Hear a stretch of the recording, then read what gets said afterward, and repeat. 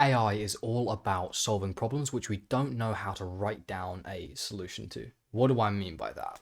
Well, for some tasks, it's too complicated to write down all of the rules. For example, how do you tell a robot to walk?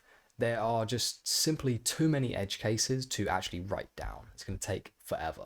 For some other tasks, we simply don't know how to write down the solution.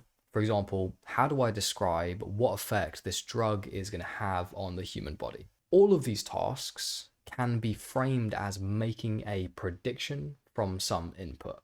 So, for example, I can predict the next best move for the robot from its current sensor readings.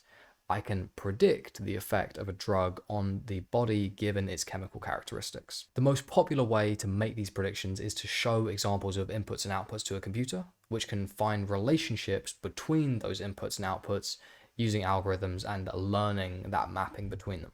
And we call those machine learning algorithms. And these machine learning algorithms are typically built of four things: the data, a model, which is just a mathematical function to make the predictions, an optimizer, which improves the model based on some performance, and the criterion, which is that measure of performance. And there are loads of different ways that those components can be combined to build different machine learning systems that can solve all kinds of problems.